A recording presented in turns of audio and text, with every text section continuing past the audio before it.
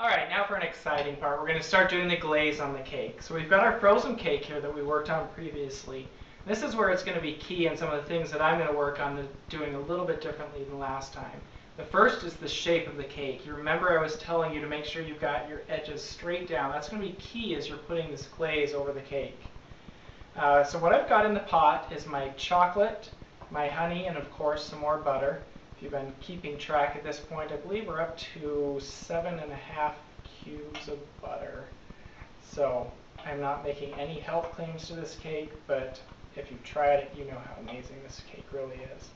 So I've got all that melted together. Once I take it off the double boiler, I continue stirring it for about 5 minutes until it starts to thicken up here.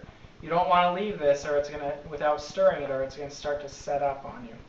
So we've got this mixed together. We've got our cake placed on a rack over another sheet. That's going to allow the chocolate to drip through without gathering at the bottom of it and getting a soggy bottom on the cake. So we'll be moving this later.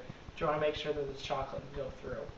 So we're going to take and pour about 3/4 of the chocolate glaze over the top. You want to leave a little bit remaining in case it doesn't hit some spots and you need to touch it up a little bit, but that also makes the cake not quite as shiny.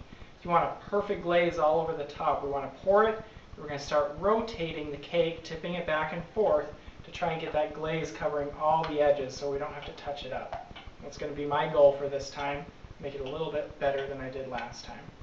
So we're going to start here. I'm going to pour right in the middle and then start tilting that around and see if we can get it covered.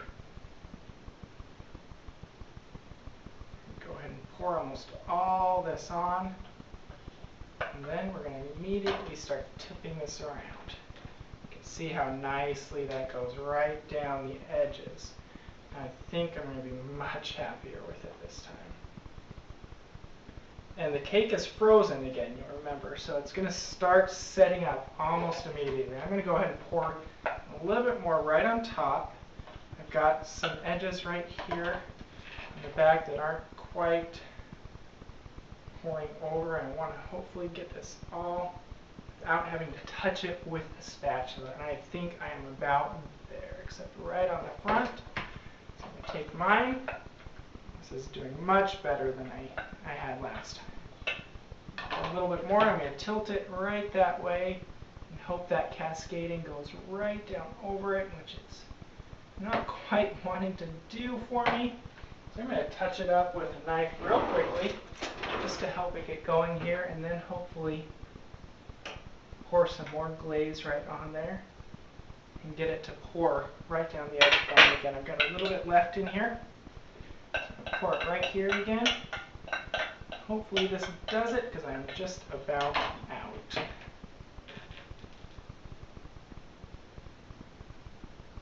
we go, right down that side. That's almost perfect.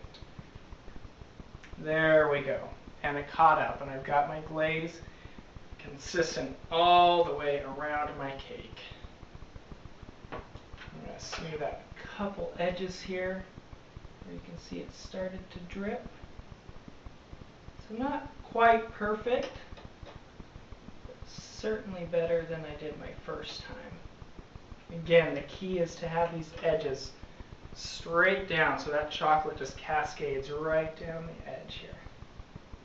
A couple drips. And keep in mind you're going to be placing ribbons over your side too, so if you've got a couple areas that aren't quite perfect, you can strategically place your ribbons over these spots as well. I am much happier with the results this time. Try and keep yourself from touching it too much. I know you want to make some touch-ups here, but it's going to look much better, and you've got this nice glossy finish if you don't touch it. As soon as you touch it with a knife or other spatula, you're going to start getting some of those tool marks in it. You won't be able to get those out either. So this is exactly how I want it. I'm going to take this and scoop it back up and place it back in the refrigerator until this sets up and hardens a little bit for me, and then we'll start with the ribbons.